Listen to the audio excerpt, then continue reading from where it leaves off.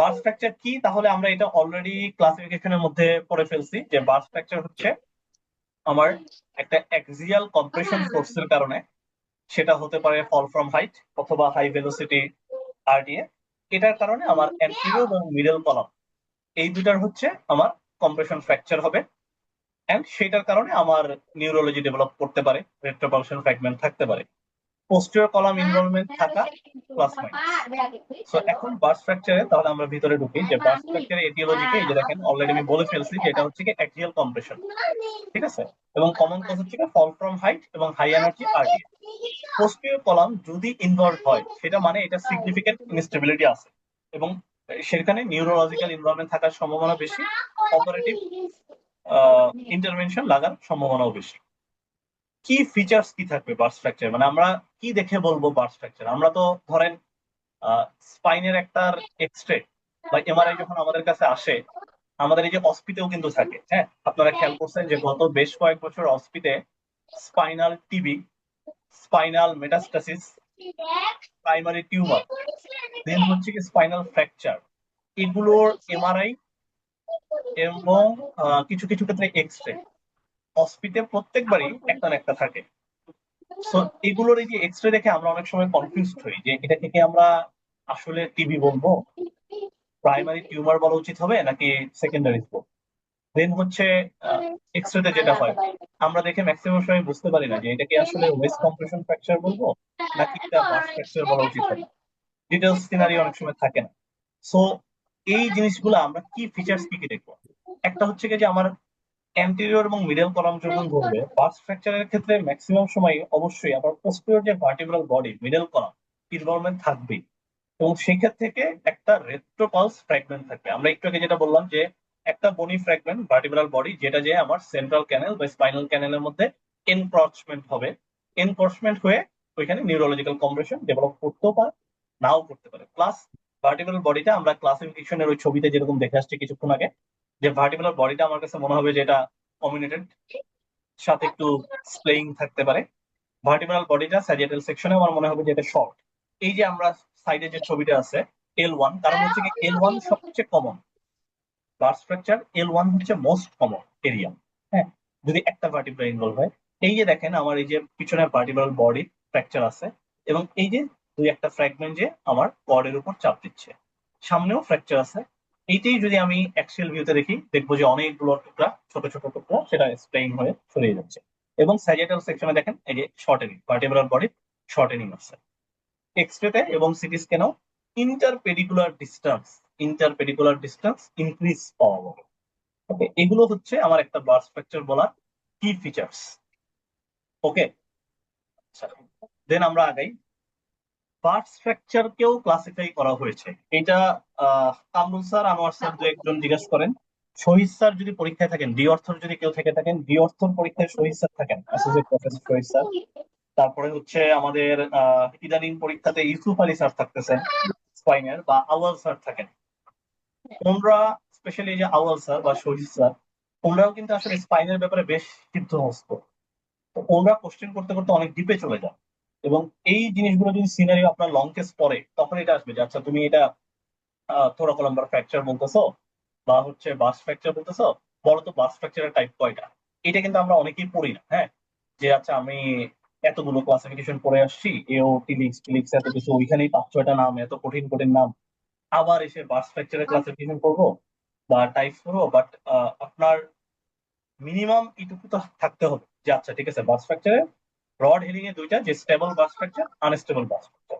Stable কি আমার একটু আগে আমরা বলছি যে পোস্টেরিয়র কলাম যদি ইনটেক্ট থাকে, কোনো যদি নিউরোলজি না থাকে, অ্যাঙ্গুলেশন মানে আমার যে কাইটোসিস হচ্ছে এটা যদি 20 ডিগ্রি কম থাকে, স্পাইনাল ক্যানেল কম্প্রোমাইজ আছে বাট সেটা লেস দেন 50 ডিগ্রি।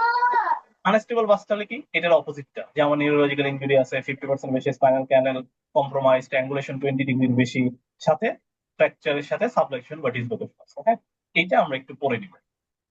আচ্ছা, ক্লিনিক্যাল প্রেজেন্টেশন কি নিয়ে আসে? আপনারা যখন টেবিল ভাইভা দিতে বসবেন, টেবিল ভাইভাতে নিটোরের স্যার হোক, বিএমইউর স্যার হোক, যেই থাকুক, এইটা ম্যাক্সিমাম সময় টেবিল ভাইভার একটা ফার্স্ট কোশ্চেন থাকে যে একটা পেশেন্ট তোমার কাছে আসছে, হিস্ট্রি হচ্ছে সে 4 তলা উপর থেকে পড়ে গেছে বা 20 ফিট উপর থেকে পড়ে গেছে। তুমি এখন বলতে থাকো সিরিয়ালি যে কি কি ফ্র্যাকচার হতে থাকে। এই কোশ্চেনটা কিন্তু ফ্রিকোয়েন্টলি আসে, টেবিল ভাইভাতে আসে, এবং এবার সম্ভবত রিটেনও একটা ছিল। তো এই ক্ষেত্রে আপনি হয় উপর থেকে শুরু করবেন বা নিচ থেকে শুরু করবেন, এবং যখন এই ফল ফ্রম হাইটের সিনারিও বলবেন, আপনার অবশ্যই থোরাকো লাম্বার ফ্র্যাকচার আসবে। সেটা বাস ফ্র্যাকচারই মোস্ট কমন, বাট আপনি ব্রড হেডিং এ থোরাকো লাম্বার ফ্র্যাকচার বলতে পারবেন। তো তখনই চলে আসে যে আচ্ছা স্পাইনাল সার থাকলে যে তুমি বলতেছো যে ফল ফ্রম হাইটে বার্স ফ্র্যাকচার থাকে ভাই, তাহলে তুমি বলো তো তুমি এরকম পেশেন্ট দেখছো কখনো, যে কি কি ক্লিনিক্যাল ফিচার নিয়ে প্রেজেন্ট করে ভাই? তো এরকম একটা পেশেন্ট যখন ভাইয়া আপনার কাছে একটু আসবে। জি স্পিকার ছাড়া বাকি যারা আছে আমরা আনমিউট করি। অনেক শব্দ আসতেছে। জি জি, হ্যাঁ, মিউট করি। কেউ একজন এসে আছেন, আমি দাঁড়ান একটু চেক করছি। ভাইয়া আপনি করে দেন, সবাইকে হুম হুম, মিউট করে দেন। দাঁড়ান আমি mute করে দিচ্ছি।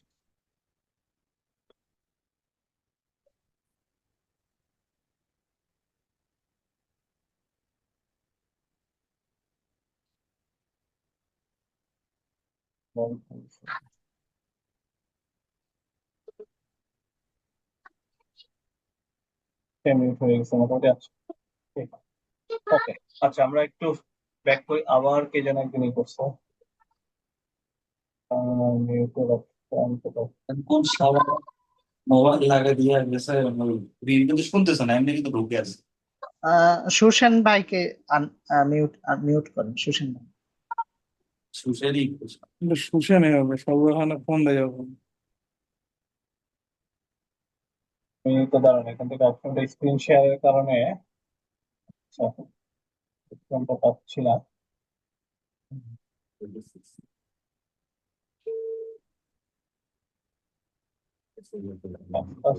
ওকে, ঠিক আছে, এখন কি কোনো প্রবলেম হচ্ছে? না, কথা ঠিক আছে? আছে। আচ্ছা, ঠিক আছে, তোমাদের স্পিকার যাবে। আচ্ছা, তো যেখানে ছিলাম যে আমার এই ধরনের পেশেন্ট কি ক্লিনিক্যাল ফিচার্স নিয়ে আসবে, সবার আগে যেটা থাকবে যে একটা অবভিয়াস হিস্ট্রি থাকবে আমার, যে পেশেন্ট একটা ফল ফ্রম হাইট বা আরটিএ নিয়ে আসছে। দেন হচ্ছে আমার একটা পেইন থাকবে, সে একটা পেইনের কথা বলবে। সে হচ্ছে গিয়ে যদি নিউরোলজিক্যাল ইনভলভমেন্ট হয়, সে আমাকে বলবে যে সে লোয়ার লিম্ব মুভ করতে পারতেছে না, অথবা লোয়ার লিম্বের একটা উইকনেস। দেন বলবে হচ্ছে গিয়ে আবার বাওয়েল বা ব্লাডার ইনকন্টিনেন্স, যদি তার থাকে। এটা সব পেশেন্টের থাকবে না, ভ্যারি করবে। আর আপনি যখন চেক করতে যাবেন, আপনি কে পাবেন, একটা হচ্ছে গিয়ে তার, আমরা যখন এরকম অ্যাকিউট একটা কন্ডিশনে পেশেন্ট আসে, আমরা কি করি, আমরা এটিএলএস প্রোটোকল অনুযায়ী যাই। আমরা এটিএলএস প্রোটোকল অনুযায়ী যে কমপ্লিট ইভ্যালুয়েশন করে, দেন যখন আমরা স্পাইনে আসি, আমরা কি দেখি যে আচ্ছা ওইখানে টেন্ডারনেস আছে কিনা, কোনো সোয়েলিং আছে কিনা, কোনো ব্রুইশিং আছে কিনা। ইভেন কি যদি আরডিএ হয়, হাই ভেলোসিটি, অনেক সময় ওপেন ওন্ড থাকতে পারে, ঠিক আছে, ওপেন ওন্ড থাকতে পারে। দেন হচ্ছে কি আমরা নিউরোলজিক্যাল ইভ্যালুয়েশনে যাই। তো এই যে এই কথাগুলো, এগুলো আসলে গদ কথা বা এগুলো রিটার্নের জন্যই। এখন ব্যাপারটা হচ্ছে কি, এটা যদি আপনার লং কেস থাকে, যে আপনার একটা লং কেস আসছে, লং কেসে যখন আপনি পেশেন্ট পাবেন, লং কেসে কিন্তু আমাদের অ্যাকিউট কেস থাকে না। লং কেসে আগে যেটা দেখা গেছে যে যদি আমার বাস ফ্র্যাকচারের পেশেন্ট থাকে, সাধারণত স্যাররা এমন পেশেন্টই দেন যেটা হচ্ছে গিয়ে প্যারাপ্লেজিয়া বা নিউরোলজিক্যাল ইনভলভমেন্ট আছে, এবং যেটা মোটামুটি আপনার 1 মাস, মিনিমাম 1 মাসের মতন হয়ে গেছে। আপনার অ্যাকিউট পেশেন্ট লং কেসে দেওয়া হয় না কখনোই। আমাদের এখানে ভর্তি হয় যেগুলো, এগুলো একটু টাইম নিয়েই আসে। সো আপনি এই যে একটা ক্রনিক পেশেন্ট যে 1 মাস বা 2 মাস হয়ে গেছে, তার প্যারাপ্লেজিয়া আছে বা প্যারাপ্লেজিয়া নাই, আপনার এখন এটা লং কেস পড়ছে এক্সামে, আপনি তাহলে কিভাবে আগাবেন? ব্যাপারটা হচ্ছে গিয়ে দুই রকম। যদি প্যারাপ্লেজিক থাকে পেশেন্ট, সেই ক্ষেত্রে তো আপনি, আমরা স্পাইনের যে এক্সামিনেশন করি, যে আমরা একদিক থেকে শুরু করি পয়েন্ট ধরে দাঁড়া করিয়ে, এই শোল্ডার হাইট, এই যে নিপল লেভেল, এই কি বলে প্যারাস্পাইনাল মাসেল বালজিং, এই সামনে ঝুঁকো মুভমেন্ট। প্যারাপ্লেজিক পেশেন্টের ক্ষেত্রে তো আপনি এগুলো কিছুই পাবেন। প্যারাপ্লেজিক পেশেন্টের ক্ষেত্রে সে আমার দাঁড়াইতেই পারবে।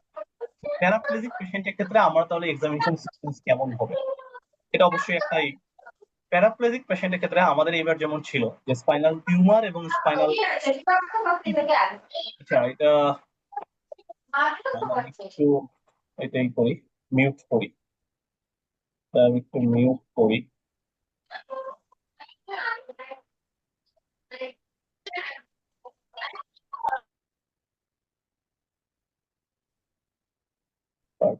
টাইমস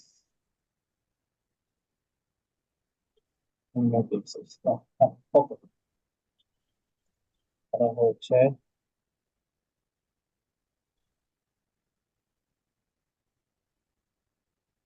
ওকে, ঠিক আছে, আমরা ব্যাক করে স্ক্রিন শেয়ার। আচ্ছা, ঠিক আছে, যেটা বলছিলাম, আই গেস এখন সবাই মিউট হয়ে গিয়েছে। হুম, আপনাদের কারো কোশ্চেন থাকলে আপনারা রেইজ হ্যান্ড করেন, হ্যাঁ, রেইজ হ্যান্ড করলে আমি আনমিউট করে দিবো। তো আমরা যখন লং কেস দিব, লং কেসের সময় যদি আমার প্যারাপ্লেজিক থাকে, প্যারাপ্লেজিক পেশেন্ট থাকলে তো আমি এত কিছু করবো না, এত কিছু কোনো প্রশ্ন আসবে না। আমি তাহলে কিভাবে আগাবো? স্পাইনাল টিউমারের ক্ষেত্রেও সেম, টিবির ক্ষেত্রেও সেম। যদি পেশেন্ট প্যারাপ্লেজিক থাকে, আপনার লুক ফিল মুভ অনেক কমে যাবে।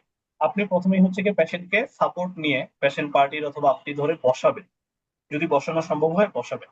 বসিয়ে আপনি কি করবেন? আপনি তো সামনে থেকে এখন শোল্ডার হাইট দেখবেন, আর্ম ফ্ল্যাঙ্ক ডিস্টেন্স দেখবেন, এগুলো আসলে ফিজিবল কোনো কথা না। আপনার আসলে মেইনলি এক্সামিনেশন চলে যাবে, ইভেন কি লুপেরও চলে যাবে পিছন থেকে। পিছন থেকে আমি হচ্ছে কি লোকালি ওখানে কি দেখবো, যে কোনো ডিফর্মিটি আছে কিনা, স্কিনে কোনো চেঞ্জ, যেমন কোনো ব্লুইশ ল্যাসারেশন কিছু আছে কিনা। আমি সাইড থেকে একটু দেখতে পারি যে আচ্ছা তার কোনো কাইফোটিক ডিফর্মিটি আছে কিনা, অথবা পিছন থেকে একটু যে প্যারাস্পাইনাল মাসেল টটনেস বা হচ্ছে গিয়ে কোনো অ্যাবনর্মালিটি বালজিং এরকম আছে কিনা। এর বাইরে কিন্তু আসলে আমরা দাঁড়িয়ে দাঁড়িয়ে যেগুলো দেখি রুটিনলি, এতগুলো পয়েন্ট কিন্তু আপনার কখনোই আসবে না। আপনার মেইনলি চলে যাবে হচ্ছে গিয়ে আমার ফিলে এবং স্পেশাল টেস্টে। ফিলে যে আমার মোটর দেখতে হবে, সেন্সরি দেখতে হবে, মাসেল পাওয়ার টোন দেখতে হবে, আমার হচ্ছে আপনার বাওয়েল ব্লাডার দেখতে হবে, এবং বাওয়েল ব্লাডার যখন দেখতে যাবেন তখনই হচ্ছে গিয়ে আপনার বাল্বো ক্যাভার্নাস রিফ্লেক্স এবং অ্যানাল উইঙ্কের কোশ্চেন আসবে। দেন হচ্ছে আমার সেন্সরি দেখতে হবে, দেন ক্লোনাস দেখতে হবে, প্লান্টার রেসপন্স দেখতে হবে। এই যে এতগুলো জিনিস যে দেখতে হয়, আমরা এর মধ্যে যে লং কেসে বা হচ্ছে কি সে কিভাবে দেখবো, আমাদের তো এত কিছু দেখা আসলে অনেক টাফ, বা কিভাবে প্রেজেন্ট করব।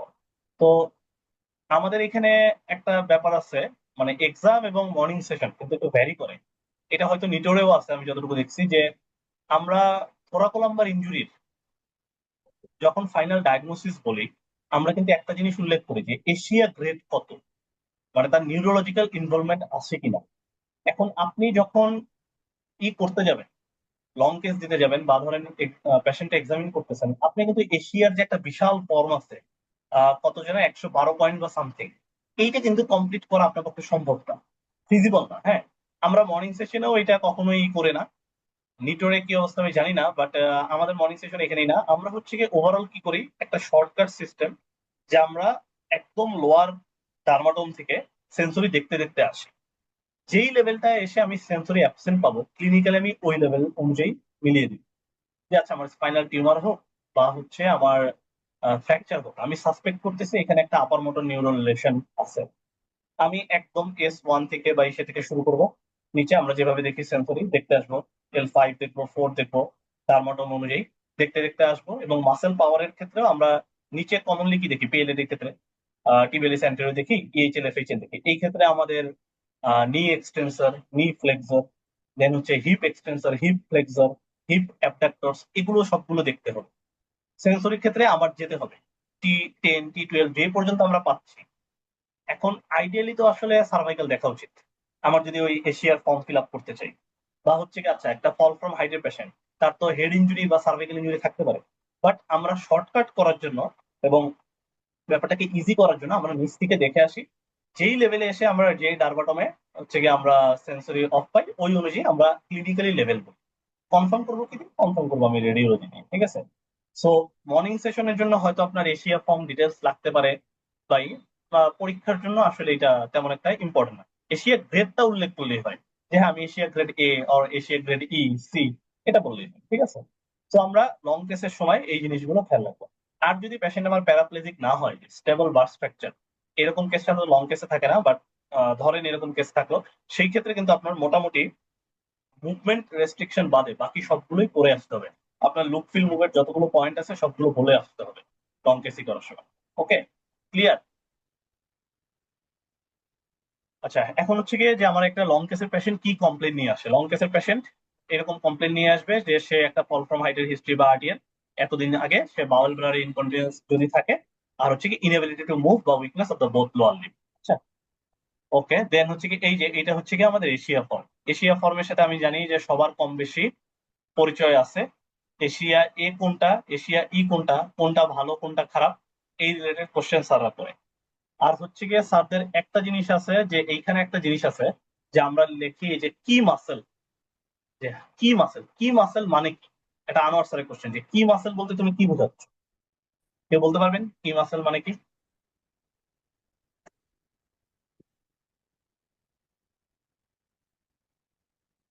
কি মাসেল?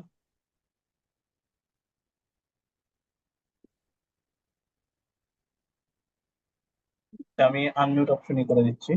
ওকে, কি মাসেল হচ্ছে, স্যার যেটা শুনতে চান যে কি মাসেল হচ্ছে আমার একটা জয়েন্টের প্রাইম মুভার, যেটা আমার জয়েন্টের যেটা প্রাইম মুভার থেকে সেটাই হচ্ছে আমার কি মাসেল। এটা স্যারের একটা কোশ্চেন, স্যার পছন্দ করেন। ওকে, দেন হচ্ছে কি আমরা এশিয়ার তাহলে ডিটেলস এসে গেলাম না, এটা সবাই মোটামুটি জানেন। টাইমই করার জন্য আমরা আগাচ্ছি। আচ্ছা, এইটা হচ্ছে আমার এশিয়ার, এই যে আমার এশিয়া ইসকসের এই ফর্ম আমরা খুব কমই ইউজ করি। এখন এইটার ক্ষেত্রে আরেকটা জিনিস আছে, যে আমরা মোটর এবং সেন্সরি যে এক্সামিনেশন করব, মোটর এক্সামিনেশন কিভাবে করব? কারণ আমার যদি এই ক্ষেত্রে আপার মোটর নিউরন লেশন থাকে, সেই ক্ষেত্রে তো আমার স্প্যাস্টিক প্যারাপ্লেজিয়া ডেভেলপ করবে বা স্প্যাস্টিসিটি ডেভেলপ করবে। এটা স্যারদের খুব পছন্দের একটা কোশ্চেন, যে আমরা পিএলআইডি এর ক্ষেত্রে যেটা বলি সেটা হচ্ছে গিয়ে তুমি বলতেছো যে এমআরসি গ্রেডিং, বাট তোমার স্প্যাস্টিক গ্রেডের ক্ষেত্রে তুমি কি বলবা? তো এইটার নাম হচ্ছে আমাদের মডিফাইড অ্যাশোর্ড গ্রেড। হ্যাঁ, এটা সম্বন্ধে অনেকেই আশা করি জানেন যে মডিফাইড অ্যাশোর্ড গ্রেড। এইটার ইন ডিটেলস সাধারণত পরীক্ষায় কখনোই ধরে, ইভেন কি মর্নিং সেশনও আমাদের এখানে ধরে না। শুধু নামটা শুনতে চাই, যে তুমি যাচ্ছে এরকম একটা ট্রমা বা টিউমারের কেস নিয়ে দাঁড়িয়েছো, এটা কি তুমি এমআরসি গ্রেডিং করবা? না স্যার, এটা আমরা কি করবো তাহলে? স্যার মডিফাইড অ্যাশোর্ড গ্রেডিং করবো। ঠিক আছে। আর হচ্ছে সেন্সরির জন্য কি করবো? সেন্সরির জন্য আমরা অত বেশি করি, সেন্সরির জন্য আমরা নর্মাল যে MRC grading, normal MRC grading করি। এখানে এমআরসি গ্রেডিংটা দেখা যাচ্ছে সেন্সরির, এটা সম্বন্ধে সবারই কম বেশি আইডিয়া আছে, এটা আমি ডিটেলসে গেলাম না। আর এটা হচ্ছে আমাদের এই যে মডিফাইড অ্যাশোয়ার্ড স্কেল। কারো কাছে যদি এটা না থাকে, এটা আমি পিপিটি শেয়ার করে দিব, এখান থেকে আপনারা দেখে নিতে পারবেন। হ্যাঁ, জাস্ট আইডিয়ার জন্য মডিফাইড অ্যাশোয়ার্ড স্কেলটা কি। আচ্ছা, এইবার আসেন আমরা। ভাইয়া মডিফাইডটা কার জন্য করবো? জি, হ্যালো। মডিফাইডটা কার, কিসের জন্য, সেঞ্চুরি না মোটর? মডিফাইড অ্যাশোয়ার্ড স্কেল হচ্ছে মোটরের জন্য। আমরা পিএলআইডি বা লিস্টেসিসের ক্ষেত্রে যে মোটর গ্রেডিং করি, যে মাসেল পাওয়ার বলি, ওইটা তো আমরা এমআরসি গ্রেডিং করি। বাট আমার যখন পেশেন্টের আপার মোটর নিউরন লেশন থাকবে, সেটা হোক ট্রমা বা টিউমার, যে থোরাকোলাম্বার একটা টিউমার আছে, কর্ড লেভেলে একটা ট্রমা হয়েছে, বা টিবি, ওই ক্ষেত্রে আমি এমআরসি গ্রেডিং বলতে পারবো না। এটা বললে স্যাররা খুবই মাইন্ড করেন, এবং তখন তারা এটার নামটা শুনতে চান, যে তুমি এখানে তাহলে এমআরসি গ্রেডিং করবা না, তাহলে কি গ্রেডিং করবা? এটা নেমটা জানলেই হবে, যে এটা মডিফাইড অ্যাশোয়ার্ড স্কেল। ঠিক আছে, ওকে। আসেন, এবার আসেন হচ্ছে কি আমরা বার্ড স্ট্রাকচারে যে আমরা ইনভেস্টিগেশন করব, কি করব? ইনভেস্টিগেশন নর্মাল প্লেন এক্সরে করব, সিটি স্ক্যান করব, এবং আমরা চেষ্টা করব যে 3D রিকনস্ট্রাকশন করার জন্য। কেন আমরা 3D রিকনস্ট্রাকশনে যাব? কারণ হচ্ছে আমার, আমি যদি কম্বিনেশন দেখতে চাই, রেট্রোপালস ফ্র্যাগমেন্ট আছে কিনা দেখতে চাই, এবং হচ্ছে আমার এটা ক্যানেল কম্প্রোমাইজ কতটুকু করতেছে, সেই ক্ষেত্রে আমার আসলে সিটি স্ক্যান, এবং বেসিক্যালি হচ্ছে সিটি স্ক্যানের অ্যাক্সিয়াল সেকশনটা খুব ইম্পর্টেন্ট। এখন প্লেন এক্সরে যখন আমরা করব, এটা যদি আপনার লং কেস পড়ে, সেই ক্ষেত্রে স্যারদের খুবই পছন্দের টপিক হচ্ছে যে আমরা এক্সরেতে কি কি পাবো, এক্সরে ডেসক্রাইব করার সময় আপনার কেসে কি আছে, এবং হচ্ছে কি যে আপনার কাছে থাকুক বা না থাকুক, যে একটা বার স্ট্রাকচারের কেসে তুমি এপি ভিউ এবং ল্যাটারাল ভিউতে কি পেতে পারো। দেখেন এখানে অনেকগুলো পয়েন্ট আমরা লিখে রাখছি, যে একটা হচ্ছে স্পাইনাল অ্যালাইনমেন্ট, যে থাকে যে আমার স্পাইনাল প্রসেসের অ্যালাইনমেন্ট, এটা হচ্ছে আমার ডেভিয়েটেড হতে পারে। আমার ভার্টিব্রাল বডি হাইট, আমরা আগের ছবিতে দেখে আসছিলাম যে বডি হাইটটা লস হয়, শর্ট হয়ে যায়।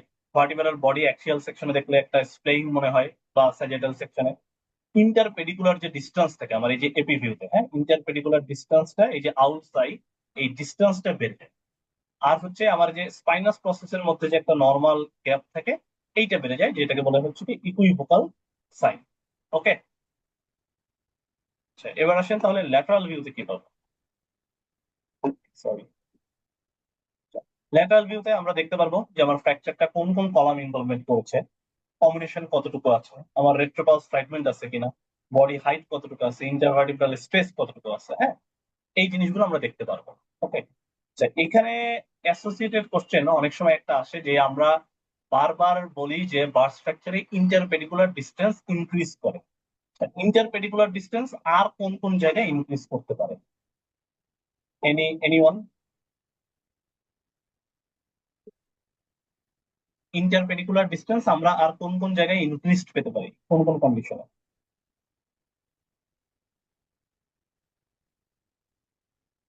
স্পাইনাল টিভি থেকে এই spinal, TV sorry spinal TB না, স্পাইনাল টিউমারে পাওয়া যায়, বাট সেটা একটা স্পেশাল টাইপের টিউমার। যদি টিউমারটা ইন্টারডুরাল ইন্টারমেডুলারি হয়, মানে স্পাইনাল কর্ডের টিউমার হয়, কর্ড প্রপার, সেই ক্ষেত্রে আমি ইন্টারপেডিকুলার ডিস্টেন্স ইনক্রিজ পাবো। আর হচ্ছে বার্স ফ্র্যাকচারে পাবো এটা। আর হচ্ছে স্পাইনা বাইফিডা যদি থাকে, আপনার কনজেনিটাল স্পাইনাল বাইফিডার ক্ষেত্রে অনেক সময় ইন্টারপেডিকুলার ডিস্টেন্স বেশি থাকে। এটা স্পাইনের সাথে থাকলে কোশ্চেন আসবে, না হলে কখনোই আসবে না। আচ্ছা, এবার আসেন আমরা যেটা বলতেছিলাম যে সিটি স্ক্যান। সিটি স্ক্যানে এই যে আমরা অ্যাক্সিয়াল সেকশন, এইটা আমাদের ক্ষেত্রে মোর ইম্পর্টেন্ট, কারণ এই যে পিছনে একটা আমার ফ্র্যাগমেন্টটা পোস্টেরিয়র ভার্টিব্রাল বডি, এইটা আমার ক্যানেলে আসলে কতটুকু কম্প্রোমাইজ করছে এটা আমি বুঝতে পারবো হচ্ছে গিয়ে সিটি স্ক্যান দিয়ে। প্লাস সিটি স্ক্যানের ইম্পর্টেন্স হচ্ছে আমার অপারেটিভ ডিসিশনের জন্য। আমার যদি সাথে পেডিকাল ফ্র্যাকচার থাকে, মানে পোস্টেরিয়র কলাম ইনভলভ থাকে, সেই ক্ষেত্রে কি আমি এই যখন অপারেশনে যাব, এই ভার্টিব্রায় কি আমি স্ক্রু দিতে পারবো? পেডিকাল স্ক্রু দিতে পারবো না। সো ওই ক্ষেত্রে কিন্তু আমার অপারেটিভ ডিসিশন একটু চেঞ্জ করতে হবে। আমার যদি পেডিকাল ফ্র্যাকচার না থাকে, আমি অ্যাপিকাল ভার্টিব্রা, এটাকে বলে অ্যাপিকাল বা ইন্ডেক্স ভার্টিব্রা, হ্যাঁ, মানে যেইটা আমার ফ্র্যাকচার ভার্টিব্রা, এটাকে অপারেশনের সময় এটাকে অ্যাপিকাল বা ইন্ডেক্স ভার্টিব্রা বলে। আমি এইটাকে ইনকর্পোরেট করবো কিনা, আই মিন এইটাকেও স্ক্রু দিব কিনা, নাকি শুধু উপরে নিচে ধরবো, এইটা ডিপেন্ড করে আমার সিটি স্ক্যানের রিপোর্টের উপর, যেখানে কি আমার পেডিকাল ফ্র্যাকচার আছে নাকি পেডিকাল ইনটেক্ট আছে, এবং কমিউনিকেশন কতটুকু আছে। So CT scan very important. MRI আমরা করবো। এরপরে এমআরআই কেন করবো এটা আমরা সবাই জানি, যে আমার নিউরোলজিক্যাল ডেফিসিট আছে কিনা, এই ডেফিসিটটা আমার ডিস্ক দিয়ে হলো নাকি ফ্র্যাকচার ফ্র্যাগমেন্ট, এবং হচ্ছে পিএলসি ইন্টিগ্রিটি আছে কিনা, আমার পোস্টেরিয়র লিগামেন্টাস কমপ্লেক্স যে লিগামেন্টের কি অবস্থা, পিএলএল এর কি অবস্থা, এইদিকে আমার লিগামেন্টাম ফ্লাভার কি অবস্থা, এটা বোঝা যাবে আমার এমআরআই সাজেটাল এবং অ্যাক্সিয়াল সেকশনে। ঠিক আছে, আমি একটু তাড়াতাড়ি আগাচ্ছি এখন। আচ্ছা, এবার আসেন আমি যেটা বলতেছিলাম ওই সময়, যে পিএলসি ডিসরাপশন হয়েছে, এইটা কিভাবে বোঝা যায়? আপনি কিভাবে বুঝবেন যে পিএলসি ডিসরাপশন হয়েছে? এটা তো আসলে ক্লিনিক্যালি খুব বেশি একটা বোঝা যাবে না, যদি খুব ওয়াইড একটা পালপেবল গ্যাপ না থাকে। আপনাকে এটা বুঝতে হবে এমআরআই এবং এক্সরে দিয়ে। এখানে যে কতগুলো ফিচার্স আছে, যে আমার ভার্টিব্রাল বডি যদি স্যাজেটাল বা করোনাল ট্রান্সলেশন থাকে, ইন্টার স্পাইনাস ডিস্টেন্স যদি বেশি থাকে, ভার্টিব্রাল বডি হাইট যদি 50% বেশি লস হবে, বাট 50% বেশি, এবং কাইফোসিস বা অ্যাঙ্গুলেশন যদি 30 ডিগ্রি বেশি পায়। এইটা আনোয়ার স্যারের খুব ফেভারিট একটা টপিক, যে তোমার যে পিএলসি ইন্টিগ্রিটি মেনটেন আছে, এটা তুমি কিভাবে বুঝবা। এই স্লাইডটা আপনারা একটু পরবর্তীতে পড়ে নেবেন, হ্যাঁ, যে পিএলসি ডিসরাপশন হয়েছে কিনা। ওকে, এবার আসেন আমাদের সবচেয়ে ইম্পর্টেন্ট পার্টটা, যে আমরা ট্রিটমেন্ট কিসে যাব। সব বাস্ট ফ্র্যাকচারই যে অপারেশন করা লাগবে ব্যাপারটা এরকম না। আমরা বার্স ফ্র্যাকচারের ক্ষেত্রে পড়ে আসলাম একটু আগে, যে বার্স ফ্র্যাকচারের স্টেবল আছে, আনস্টেবল আছে। যদি ফ্র্যাকচারটা স্টেবল থাকে, কোনো নিউরোলজি না থাকে, এবং আমরা দেখতে পাচ্ছি যে ইম্পেন্ডিং নিউরোলজিক্যাল কম্প্রোমাইজের এরকম সাইন সিম্পটম নাই, we can go for non operative বা কনজারভেটিভ ট্রিটমেন্ট। বাট যদি দেখা যায় যে পেশেন্ট অ্যাক্টিভ, তার নিউরোলজিক্যাল কম্প্রোমাইজ অলরেডি প্রেজেন্ট, অথবা ফ্র্যাকচারটা আনস্টেবল, একটা রেট্রোপালস ফ্র্যাগমেন্ট আছে, সেটা এখনো হয়তো আমার কর্ড কম্প্রোমাইজ করেনি, বাট সামনে এটা যদি আমি ফিক্স না করি, এটা রেখে দেই এভাবে, তাহলে কর্ড কম্প্রোমাইজের চান্স আছে। সেই ক্ষেত্রে আমরা অবশ্যই অপারেশনে যাব। সো আমার নন অপারেটিভের ইন্ডিকেশন কি, অপারেটিভের ইন্ডিকেশন কি? আমি যদি নন অপারেটিভ করি, সেক্ষেত্রে আমার ইন্ডিকেশন হচ্ছে স্টেবল ফ্র্যাকচার, নিউরোলজিক্যাল কম্প্রোমাইজ নাই। নন অপারেটিভের ক্ষেত্রে তাহলে আমরা কি কি করব? আমরা প্রথমেই হচ্ছে কি অ্যাবসলুট বেড রেস্ট দিব, প্রথম অ্যাকুট কন্ডিশনে। এখন এইখানে কিছু ফ্যালাসি আছে, কনফিউশন আছে, স্যারদের মধ্যে মতামতের ডিভাইডেশন আছে, যে আমরা অ্যাবসলুট বেড রেস্ট কতদিন দিব। অনেকেই বলতে চান যে এটা 1 থেকে 2 সপ্তাহ। অনেকে বলেন যে আমার একটা ফ্র্যাকচার হিল হতে বা ই করতে আমি তো মুভমেন্ট 6 সপ্তাহ আগে দিব না, 6 থেকে 8 সপ্তাহ। এই 6 থেকে 8 সপ্তাহ উনি কমপ্লিটলি বেড রেস্টে থাকে। এইটা নিয়ে আসলে স্যারদের মধ্যে ইনস্টিটিউট টু ইনস্টিটিউট অনেক ফ্যালাসি আছে। এইটার আসলে ডেফিনিট অ্যান্সার দেওয়া একটু ডিফিকাল্ট। হ্যাঁ, আমরা সাথে আর কি দিব? অ্যাবসোলিউট ব্রেথের সাথে অ্যানালজেসিক দিব, ব্রেস দিব, টিএনএসও ব্রেস। আমরা যখন ব্রেস কখন দিব? আমরা শুয়ে থাকা অবস্থায় কি ব্রেস দিব? শুয়ে থাকা অবস্থায় আমরা কখনোই ব্রেস দিব না। যখন আমি মনে করবো যে না, ফ্র্যাকচার এখন মোটামুটি একটা স্টেবল কন্ডিশনে আসছে, আমি এখন পেশেন্টটাকে দাঁড়া করাবো, বসাবো, তখন আমরা টিএলএস, থোরাকোলাম্বার স্পাইনাল অর্থোসিস সহ আমরা দাঁড়া করাবো। আমরা ফিজিওথেরাপির রোল আছে, স্টেরয়েডের রোল আছে। স্টেরয়েড আমরা কখন দিতে পারি? স্টেরয়েড, এটা আনোয়ার স্যারের ফেভারিট টপিক, যে স্টেরয়েড যদি আমরা ট্রমাটিক কেসে দেই সেক্ষেত্রে কখন দিব? Within 8 hours, better within, best within 8 hours, 24 hours এর মধ্যে দিলে মোটামুটি রেজাল্ট পাওয়া যায়। আর নন অপারেটিভের ক্ষেত্রে খুব ইম্পর্টেন্ট একটা ব্যাপার, স্পেশালি যদি নিউরোলজিক্যাল ইনভলভমেন্ট কিছুটা থাকে, সেই ক্ষেত্রে অবশ্যই যে স্কিন, বাওয়েল, ব্লাডার এবং সাইকোলজিক্যাল সাপোর্ট। আমরা রিটেনে যখন লিখতে যাব তখন অবশ্যই যখন বার্স ফ্র্যাকচারের সিনারিও আসবে এই পয়েন্টগুলো টাচ করতে হবে, যে না আমি শুধু ফ্র্যাকচারের ম্যানেজমেন্ট করলাম, স্ক্রু বসিয়ে দিলাম, পেডিকেল স্ক্রু ফিক্সেশন, আমি care of skin, care of bowel, care of bladder এই পয়েন্টগুলো টাচ করলাম না, সেটা হবে না। এই পয়েন্টগুলো টাচ করলে রিটেনের নাম্বার একটু বেড়ে যাবে। ঠিক আছে, ওকে। আচ্ছা, এখন আসেন হচ্ছে কি অপারেটিভ। আমরা সবাই মানে অপারেশন করতে পারলে খুশি হই, স্ক্রু লাগাতে পারলে খুশি, এটা সবচেয়ে মানে কি বলবো ম্যাগনেট পার্ট। বাট আচ্ছা, অপারেশন বার্স ফ্র্যাকচারে করা যায়। অপারেশন বার্স ফ্র্যাকচারে দুই টাইপেরই আসে। যখন আপনার লং কেস আসবে বা আপনি রিটেনে শর্টকাট লিখতে যাবেন লাস্টের দিকে, যে আচ্ছা আমরা তাহলে অপারেশন করতে পারি, what are our operative options. Unstable ফ্র্যাকচারের জন্য যখন আপনি অপারেশন করতে যাবেন, আমাদের অপশন থাকে আসলে হাতে দুইটা। একটা হচ্ছে কি আমার সার্জিক্যাল ডিকম্প্রেশন করা, এবং ডিকম্প্রেশন কি, আমার নিউরোলজিক্যাল কম্প্রোমাইজ ছিল, আমি সেটাকে ডিকম্প্রেশন করে দিলাম, চাপটা সরিয়ে নিলাম। সাথে হচ্ছে কি আমি স্টেবিলাইজ করবো। স্টেবিলাইজ তাহলে আমরা কিভাবে করি? পেডিকেল স্ক্রু এবং রড দিয়ে। এটার সাথে আমি ফিউশন মানে ইন্টারভার্টিব্রাল বডি ফিউশন করব কি করব না, সেটা প্লাস মাইনাস ডিপেন্ড করবে কেস টু কেস। আর একটা হচ্ছে বডিটা এমন ভাবে ক্রাস্ট যে এটা আসলে আমার স্ক্রু দেওয়ার অপশনও নাই, এটাকে রেখে দিয়েও আসলে খুব একটা লাভ হবে না। তখন আমাদের অপশন হচ্ছে কি ভার্টিব্রেক্টমি করা বা কর্পেক্টমি করা। কর্পেক্টমি করে আমি পুরো ভার্টিব্রাটাকে ফেলে দিব এবং সেটাকে রিকনস্ট্রাক্ট করব। রিকনস্ট্রাক্ট করব কি দিয়ে? রিকনস্ট্রাক্ট আমরা কি দিয়ে করি? অনেকেই স্পাইনাল ফিক্সেশন বা রিকনস্ট্রাকশন দেখছেন, কেউ বলতে পারবেন যে আমরা ভার্টিব্রাল বডি কিভাবে, কি কেস দিয়ে রিকনস্ট্রাক্ট করি?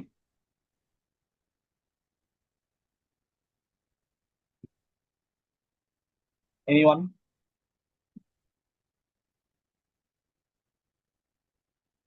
অনেকে মনে হচ্ছে ঘুমিয়ে গেছে বা জয়েন করে চলে গেছেন। আচ্ছা, আমরা রিকনস্ট্রাক্ট করি হচ্ছে মেশ কেজ দিয়ে। হ্যাঁ, মেশ কেজ আছে, মেশ কেজ দিয়ে আমরা রিকনস্ট্রাক্ট করি, মানে ভার্টিব্রাল বডিটা উইথ বোন গ্রাফট বানিয়ে দিই, সাথে প্লেট দিতে পারি। এখন এখানে পোস্টিরিয়র অ্যাপ্রোচ আছে, অ্যান্টিরিয়র আছে, কম্বাইন্ড অ্যাপ্রোচ আছে। আমরা অ্যান্টিরিয়র অ্যাপ্রোচে এখন আসলে খুব একটা যাওয়া হয় না, এটা আগে যাওয়া হতো। পোস্টিরিয়র অ্যাপ্রোচে যাওয়া হয়। কোনো কোনো খুব ডিফিকাল্ট কেসে কম্বাইন্ড অ্যাপ্রোচে যাওয়া লাগতে পারে। তো আপনার যদি এটা লং কেস পড়ে এবং যদি স্যার জিজ্ঞাসা করে যে হোয়াট ইজ ইউর প্ল্যান, যে স্যার আমি তো সব এমআরআই, এক্সরে, সিটি স্ক্যান দেখার পরে আমার যদি এখন পেশেন্টের কন্ডিশন সহ আমার যদি মনে হয় যে অপারেশনে যাই, আমার অপারেশন অপশন হচ্ছে সার্জিক্যাল ডিকম্প্রেশন প্লাস স্টেবিলাইজেশন। কি দিয়ে স্টেবিলাইজ করবো? Sir pedicle screw and rod. Fusion বলার দরকার নেই, কারণ ফিউশন ভ্যারি করে। আচ্ছা, তারপরে যদি হচ্ছে অন্য কি অপশন আছে, স্যার আমরা ভার্টিব্রেক্টমি বা কর্পেক্টমি করতে পারি, করে আমি রিকনস্ট্রাকশন করতে পারি ভার্টিব্রাল বডি। ঠিক আছে, ওকে। এই পর্যন্ত তো কারো কোনো কনফিউশন নেই ট্রিটমেন্ট পারপাস নিয়ে, ট্রিটমেন্ট পোর্শনটা নিয়ে কারো কোনো কনফিউশন বা কোশ্চেন আছে ভাইয়ারা এই পর্যন্ত? না।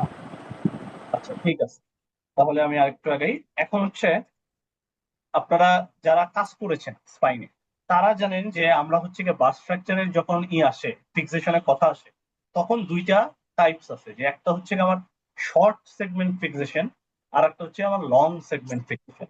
এইটা আমি ছবি দেখিয়ে বলি। এই যে ধরেন এই যে এই কেসটা এটা একটা কেসের ছবি, যেখানে হচ্ছে L5432 L2 ভার্টিব্রার একটা বার্স ফ্র্যাকচার ছিল। এটা হচ্ছে এই যে অপারেশন করা হয়েছে। হ্যাঁ, এই যে দেখেন এটা L2 ফ্র্যাকচার ভার্টিব্রা, ফ্র্যাকচার ভার্টিব্রাতেও স্ক্রু দেয়া, সাথে উপরে L1 এ স্ক্রু দেওয়া, নিচে L3 তে স্ক্রু দেওয়া। এই যে ফিক্সেশনটা করা, যে আমার ফ্র্যাকচার ভার্টিব্রার উপরে একটা লেভেল আমরা ধরেছি, নিচে একটা লেভেল ধরেছি, এটা হচ্ছে শর্ট সেগমেন্ট ফিক্সেশন। আর যদি এখানে আমি L4 এ স্ক্রু দিতাম, সাথে উপরে D12 এ স্ক্রু দিতাম, মানে ফ্র্যাকচার ভার্টিব্রার উপরে দুইটা লেভেল, ফ্র্যাকচার ভার্টিব্রার নিচে দুইটা লেভেল, যদি মিনিমাম দুইটা দুইটা ধরা হয়, সেটা হচ্ছে আমার লং সেগমেন্ট ফিক্সেশন। হতে পারে সেটা আমি অ্যাপিক্যাল ভার্টিব্রা ধরেছি, আই মিন ফ্র্যাকচার ভার্টিব্রা, অথবা ধরিনি। আর এই যে ডান পাশে একটা ছবি আছে, ডান পাশে এই যে ছবি দেখেন একটা, যে এখানে উপরে তিনটা স্ক্রু দেওয়া, তিনটা লেভেলে, নিচে দুইটা লেভেলে স্ক্রু দেওয়া, মাঝখানে একটা কেস দেওয়া, দেখা যাচ্ছে ছবি? ছবিটা একটু ঝাপসা, ছবিটা দেখা যাচ্ছে ভাইরা? এই যে এই জিনিসটা হ্যাঁ। হচ্ছে, এই জিনিসটা হচ্ছে মেশ কেস। এইটা হচ্ছে কি আমার রিকনস্ট্রাকশন, যে এই ভার্টিব্রাটা কর্পেক্টমি করে ফেলা হয়েছে, এখানে একটা লম্বা মেশ কেস দেওয়া হয়েছে সাইজ মতন, সেটার মধ্যে আমার বোন গ্রাফট দেওয়া আছে উইথ আমার লং সেগমেন্ট ফিক্সেশন করা আছে। ঠিক আছে, সো এইটা হচ্ছে আমার short segment, long segment fixation, and এটা হচ্ছে আমার রিকনস্ট্রাকশন। এই ক্ষেত্রে কেউ কেউ সামনে থেকে আবার সাপোর্টিভ হিসেবে অ্যান্টেরিয়র প্লেটিং করেন। আমাদের দেশে এটা একটু লেস নোন, বা খুব বেশি একটা অ্যান্টেরিয়র অ্যাপ্রোচ আসলে যে অ্যান্টেরিয়র প্লেটিং করা হয় না, এই জন্য এটা আমরা গেলাম না ওইদিকে। ঠিক আছে, এটা ক্লিয়ার? এটা নিয়ে কারো কোনো কোশ্চেন আছে? ভাইয়া, জি বলেন। এটা তো আমরা শর্ট সেগমেন্ট বলতেছি, ওইখানে জি, এফেক্টেড ভার্টিব্রাটা ধরলে আমরা সাধারণত শর্ট এক্সটেন্ডেড যেটা বলি আর কি। শর্ট এক্সটেন্ডেড বলেন। আচ্ছা, আমরা এইটা এভাবেই বা আমাদের স্যাররাও এটা এভাবেই বলেন যে short segment fixation or long segment fixation with including or excluding the apical vertebra. মানে তারা এক্সটেন্ডেড বাই বলে না। যেমন ধরেন আপনি এইখানে যেটা দুইটা, কিন্তু মানে এটা এফেক্টেড যদিও ভার্টিব্রাটা ধরলে তখন কি বলি? জি বুঝলাম না। এফেক্টেড ভার্টিব্রা যদি ধরে, এটা যদি জি, ধরে affected। এটা আমি ঠিক শিওর, এটা এক্সটেন্ডেড শর্ট সেগমেন্ট বা লং সেগমেন্ট বলতে পারে, বাট আমাদের স্যাররা আবার এইভাবে বলেন না, ওরা ইনক্লুডিং এক্সক্লুডিং করে বলেন। এটা আপনাদের স্যাররা কি এভাবে শুনতে চান? হ্যালো, রঞ্জু ভাই মনে হয় আমরা তো বলছিলেন। ভাইয়া, জি জি, জি ভাই, আপনাদের আমরা স্যার তো এইভাবে এইভাবে শুনতে বলি চান? আর কি। আচ্ছা, আমাদের স্যাররা এক্সটেন্ডেড শর্ট বলে এটাকে, এই এক্সটেন্ডেড যেমন শর্ট প্রথম যে বলেন। ছবিটা আছে। আচ্ছা আচ্ছা, ঠিক আছে, তাহলে আপনারা ওইভাবে বলতে পারেন। আমাদের স্যাররা আবার একটু ঘুরিয়ে বলেন। ঠিক আছে, ওকে, সমস্যা নেই। আচ্ছা, ভাই এইবার এক্সটেন্ডেড লং জি, সেগমেন্ট আছে নাকি? Extended long segment extended long segment বলে আমার জানা মতে এরকম কিছু নেই। লং সেগমেন্ট তো লং সেগমেন্টই। আচ্ছা, আমরা কোশ্চেন সেশন সবার লাস্টে রাখি, কেমন? আচ্ছা, ঠিক আছে, ওকে। আচ্ছা, এবার হচ্ছে পেডিকেল স্ক্রু প্লেসমেন্ট। এটা আপনারা সবাই কম বেশি মোটামুটি জানেন। তারপর আমি একটা স্লাইড রেখে দিয়েছি যে আমরা আসলে ভাইয়া আর পেডিকেল, একটা কোশ্চেন করে নিই একটু। হুম বলেন। ভার্টিব্রাল যে আপনার কর্পেক্টমিটা মানে কি রকম ভাঙলে এটা করবো, মানে স্ট্রাকচার প্যাটার্নটা কি রকম ফেলবো কখন? বুঝলাম না ভাই, ক্লিয়ার না কোশ্চেনটা। মানে কর্পেক্টমির ইন্ডিকেশন কি, মানে কতটুকু ভাঙলে বা বা কি হলে আচ্ছা কর্পেক্টমি আচ্ছা, করবো আমরা? আমরা আনস্টেবল ফ্র্যাকচার যেটা বলতেছি, যে আনস্টেবল বার্স্ট ফ্র্যাকচার, যে মোর দেন 50% ভার্টিব্রাল বডি হাইট লস, সেই ক্ষেত্রে সাধারণত অনেক সময় আমাদের ভার্টিব্রেক্টমি বা কর্পেক্টমিতে যাওয়া লাগে। দেখা যায় যে স্টেবল ফ্র্যাকচার যদি হয়, বা আপনার নিউরোলজিক্যাল কম্প্রোমাইজ আছে, বাট ভার্টিব্রাল বডি হাইটটা 50%-এর less loss is less than 50%, সেই ক্ষেত্রে অনেক সময় আপনি স্ক্রু দিতে পারবেন। আপনার ভার্টিব্রা এত বেশি কমিউনিটেড, এত বেশি স্টিলের টাইপ ফ্র্যাগমেন্ট, যে আসলে আপনি স্ক্রু দিলে এখানে পারচেস থাকবে না, কারণ আমি পেডিকেল দিয়ে যেটা ঢুকাচ্ছি সেটা তো আলটিমেটলি বডিতেই যাচ্ছে। ওইখানে এত বেশি কমিউনিটেড যে ওইখানে আপনার আসলে স্ক্রু থাকবে না, বোন গ্রাফট দিয়েও লাভ হবে না। সেই ক্ষেত্রে তো আপনি মানে ওইখানে স্ক্রু দিয়ে দিয়ে লাভ নাই। সেই ক্ষেত্রে আমরা মানে কর্পেক্টমি করে ফেলি। এবং এই ক্ষেত্রে আরেকটা ব্যাপার থাকে যেটা মোস্ট আরো ইম্পর্টেন্ট, আমার লর্ডোসিস আর কাইফোসিস মেনটেন করা। আমি যদি দেখতে পারি যে আমি এখানে কর্পেক্টমি না করলে আমি মেনটেন করতে পারতেছি না, কাইফোসিস বা লর্ডোসিস মেনটেন করতে পারতেছি না, সেক্ষেত্রে আমার কর্পেক্টমি করে মেশ কেস দিয়ে অ্যালাইনমেন্ট মেনটেন করা মোর ফেভারেবল। বুঝতে পারছেন? আমি একটা লং রড দিয়ে দিব, উপরে নিচে বেশি করে ভার্টিব্রা ধরবো, জাংশনাল এরিয়াটা কভার করব, এন্ড দেন হচ্ছে কি আমি এখানে একটা মেশ কেস উইথ বোন গ্রাফট দিয়ে দিব। তাহলে আমার ভার্টিব্রার হাইটটা ভালো মেনটেন হবে, এন্ড হচ্ছে আমার যে স্পাইনাল অ্যালাইনমেন্টটা ওকে থাকবে। ওকে, হ্যাঁ। আচ্ছা, পেডিকেল স্ক্রু প্লেসমেন্ট, এটা আমরা সবাই মোটামুটি জানি যে থোরাসিক একটা কাইফোসিস থাকে, সেক্ষেত্রে আস্তে আস্তে লাম্বার লর্ডোসিস আছে। থোরাসিকে আমার স্যাজিটাল এবং করোনাল অ্যাঙ্গেল, স্যাজিটাল এবং করোনাল অ্যাঙ্গেল কতটুকু থাকবে এটা আমরা জানি। তারপর আমি একটা পেডিকেল স্ক্রু প্লেসমেন্টের দিয়ে দিয়েছি। এই ক্ষেত্রে স্যাররা কোশ্চেন আসে, এটা সবাই কম বেশি জানেন যে কোশ্চেনটা আসে যে আমার পেডিকেল স্ক্রু প্লেসমেন্টের টেকনিক কি কি আছে। 3টা টেকনিক আই গেস, এটা সবাই জানেন মোটামুটি। এবং সবচেয়ে কমনলি কোনটা বেশি ইউজ করা হয়? সবচেয়ে কমনলি আমরা কোনটা ইউজ করি? ইন্টারসেকশন। ইন্টারসেকশন টেকনিক, হ্যাঁ। আর ম্যামিলারি প্রসেস একটা টেকনিক আসছে, বাট সেটা হচ্ছে আমরা শুধুমাত্র লাম্বার ইউজ করতে পারি। এই যে এখানে এগুলো ক্যাম্বেলেরই ছবি, এটা কিছু আমরা দিয়ে দিয়েছি, ওইদিকে আমি আর ডিটেলসে গেলাম না। আর হচ্ছে এই যে বার্স ফ্র্যাকচারের সাথে দুইটা টপিক খুব আসে, এটা শর্ট নোটেও আসে অনেক সময়, যে নিউরোজেনিক শক এবং হচ্ছে কি স্পাইনাল শক। এটা সম্বন্ধে আপনাদের সবারই একটু পরিচয় আছে, এই দুটো একটু দেখে নিন। মানে বার্স ফ্র্যাকচারের কেস থাকলে স্পাইনাল শক, নিউরোজেনিক শক, এই দিকে স্যাররা যাবেই মোটামুটি। ভালভো ক্যাভার্নাস রিফ্লেক্স এবং আরেকটা হচ্ছে অ্যানাল উইং, কোনটা কিভাবে দেখে, কিভাবে দেখতে হয়, ভালভো স্পেশালি ভালভো ক্যাভার্নাস রিফ্লেক্স ক্যাথেটারাইজড পেশেন্টের ক্ষেত্রে তুমি কিভাবে করবা, ফিমেল পেশেন্টে কিভাবে করবা, অ্যানাল উইং এবং ভালভো ক্যাভার্নাস রিফ্লেক্সের রুট ভ্যালু কত, এই কোশ্চেন গুলো বার্স ফ্র্যাকচারের কেসের সাথে বা থোরাকোলম্বার ফ্র্যাকচারের কেসের সাথে ফ্রিকোয়েন্টলি আসে। এবার হচ্ছে আমাদের আউটকাম। আউটকাম যেটা অলরেডি বলা হয়েছে, যে যদি আমার কমপ্লিট নিউরোলজিক্যাল ইনভলভমেন্ট থাকে, সেক্ষেত্রে আসলে অপারেশন করি বা না করি আউটকাম খুব একটা ভালো। একটা কোশ্চেন আমাদের স্যাররা খুব বেশি করেন, সেটা হচ্ছে গিয়ে যে আমার কমপ্লিট ইনজুরি, নিউরোলজিক্যাল ইনভলভমেন্ট, তারপরও কেন আমরা ওটি করতে চাই, কেন আমরা ওটি করব, এটার অ্যান্সার কেউ দিতে পারবেন? ওই ওনাকে যাতে বসানো যায়, পার্সোনাল হাইজিন অথবা তার যে এগুলা আমরা মেনটেন করি। জি, ওনাকে যেন মিনিমাম আমরা হুইল চেয়ারে বসাতে পারি। ওনাকে আমরা দাঁড়া করাতে পারবো না, হাঁটাতে পারবো না, বাট উনি যেন মিনিমাম হুইল চেয়ারে বসতে পারে, কিছুটা পার্সোনাল হাইজিন মেনটেন করতে পারে, এন্ড হচ্ছে গিয়ে লম্বা সময় কমপ্লিট বেড রেস্ট বা বেড রিডেন থাকার যে কিছু সাইড ইফেক্ট আছে, এটার কারণে যে কিছু নতুন মেডিকেল কন্ডিশন ডেভেলপ করে, সেগুলোকে অ্যাভয়েড করার জন্য আমরা কমপ্লিট নিউরোলজিক্যাল ইনজুরি থাকলেও অপারেশন করব। এই কোশ্চেনটা স্যাররা খুব ফ্রিকোয়েন্টলি করেন। আচ্ছা, এইটা দিয়ে মোটামুটি আমাদের আজকের ক্লাস বা ডিসকাশন শেষ। একটু বেশি টাইম নিয়ে ফেললাম, সরি। শাইক ভাই, মোটামুটি আমার দিকে আমি রেকর্ডিং স্টপ করলাম। শাইক ভাই।